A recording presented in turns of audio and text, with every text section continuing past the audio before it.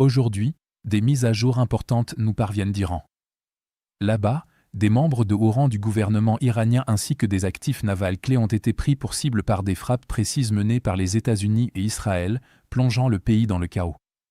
Cela a entraîné un effondrement total de la chaîne de commandement et une grande confusion, avec ce qui ne peut être décrit que comme une réponse fragmentée et désespérée, menant à des accidents choquants où l'Iran s'est attaqué lui-même.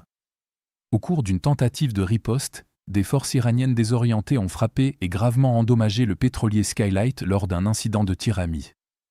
Ironiquement, ce navire fait partie de la flotte fantôme irano-russe et transportait du pétrole iranien sous sanction.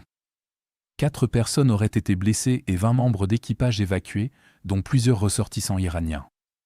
Presque immédiatement après la frappe, d'autres rapports ont fait état d'attaques iraniennes supplémentaires contre 2 autres navires de la flotte fantôme dans le même corridor maritime.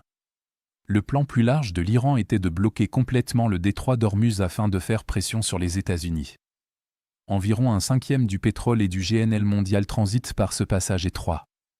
Le plan aurait été d'utiliser des mines navales, des salves de missiles antinavires et des essaims coordonnés de drones maritimes et aériens, comme l'ont déjà fait les Houthis en mer Rouge. Bien que les volumes de transport via Ormuz aient chuté brutalement, alors que des grands transporteurs comme Maersk ont suspendu leurs opérations, une grande partie de la perturbation semble être de nature préventive plutôt que le résultat d'un blocus iranien mené à bien. Suite à l'éclatement initial, le prix du baril de Brent a brièvement dépassé les $82 et environ 150 navires se sont soit ancrés, soit laissés dériver près du point d'étranglement, alors que les assureurs réévaluaient leur volonté de prendre le risque. Malgré cela, le choc stratégique escompté par l'Iran ne s'est pas matérialisé de façon cohérente, les menaces de fermeture ayant été accompagnées de frappes sporadiques contre des navires et d'alertes maritimes qui évoquent davantage l'improvisation qu'une véritable stratégie de déni structuré, comme en témoigne le fait que, finalement, les Iraniens ont visé des navires liés à leur propre flotte fantôme. Cette incohérence s'explique par les lourds dégâts infligés à la capacité navale de l'Iran. Les forces américaines ont confirmé des frappes contre une frégate de classe Jamaran à la base navale de Chabahar, l'un des bâtiments de surface relativement modernes de l'Iran, équipés de missiles antinavires, de systèmes de défense aérienne et de torpilles. Des images satellites de la base navale de Konarak ont révélé d'importants dégâts sur les installations navales et plusieurs autres navires.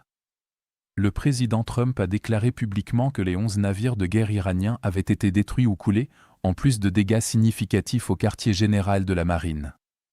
La destruction de tous les navires de guerre déployés en avant-poste avant qu'ils ne puissent mener des opérations de blocus a effectivement neutralisé le principal moyen de dissuasion maritime visible de l'Iran. Parallèlement, l'opération conjointe américano-israélienne a porté un coup décisif à la direction centralisée de l'Iran. Des frappes de précision à Téhéran auraient éliminé le guide suprême Ali Khamenei ainsi que de nombreux hauts responsables militaires et politiques, dont le commandant du CGRI Mohammad Paktour, le ministre de la Défense Amir Nazirzadeh, le chef d'état-major des forces armées Abdol Rahim Mousavi, et d'autres hauts dignitaires. Les quartiers généraux de commandement, les bâtiments gouvernementaux et les principales académies militaires ont été touchés. Des sources israéliennes et américaines évoquent des frappes quasi simultanées, à la seconde près, qui ont décapité la structure de commandement iranienne, la levée symbolique d'un drapeau noir de deuil à Machhad par les Iraniens soulignant l'ampleur de la perte. Les conséquences opérationnelles de ces éliminations ciblées sont visibles, la riposte iranienne apparaissant fragmentée, réactive et parfois autodestructrice. Au lieu d'une campagne de déni calibrée dans le détroit d'Ormuz, Téhéran a lancé des avertissements, mené des frappes sporadiques de missiles et de drones, et commis des erreurs d'identification de cibles, comme l'a montré l'incident du pétrolier Skylight.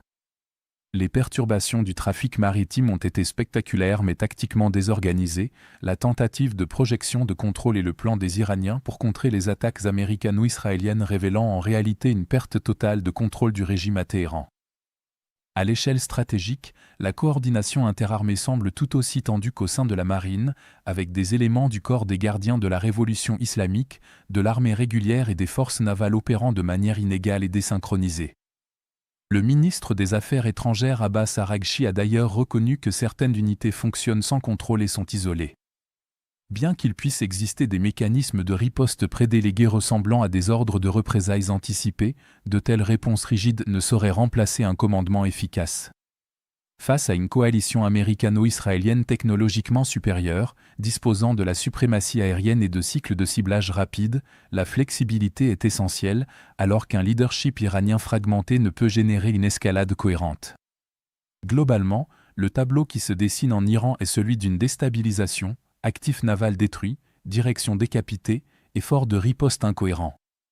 Des rapports indiquent que même les nouveaux commandants nommés pour remplacer les responsables éliminés ont eux-mêmes été pris pour cible en quelques heures, perpétuant la confusion et décourageant toute action décisive. Plutôt que de démontrer une défiance maîtrisée, les actions de l'Iran suggèrent un régime peinant à maintenir sa cohésion sous une pression de précision soutenue. En conséquence, ce qui devait constituer son principal atout, l'effet de levier asymétrique via le détroit d'Ormuz, a au contraire mis en lumière la fragilité structurelle au cœur de la machine militaire de Téhéran. Enfin, nous lançons officiellement notre vente de printemps. À partir de seulement $4,99, vous aurez accès aux images de combats non censurées que nous utilisons dans chacun de nos rapports, ainsi qu'à toutes les analyses d'événements majeurs qui vont bien au-delà de ce que nous pouvons inclure dans nos courtes vidéos quotidiennes. Troisièmement, vous débloquerez notre outil Timeline Builder, le tout premier système au monde alimenté par l'intelligence artificielle, conçu pour relier les informations en temps réel. Quatrièmement, et c'est le plus important, vous aurez accès à nos outils avancés d'analyse de l'actualité qui vous offriront une vision complète du cycle de l'information, des analyses détaillées du sentiment des articles et des tendances pour révéler les thèmes et événements les plus importants. Et enfin, vous recevrez toutes nos mises à jour stratégiques exclusives sur la guerre en Ukraine. Si vous souhaitiez soutenir nos efforts mais n'en aviez pas encore eu l'occasion, c'est le moment idéal pour vous lancer et faire une vraie différence. Alors, consultez le lien dans la description pour devenir membre exclusif de notre communauté. Je tiens vraiment à remercier tous ceux qui nous ont rejoints, votre soutien compte énormément pour nous.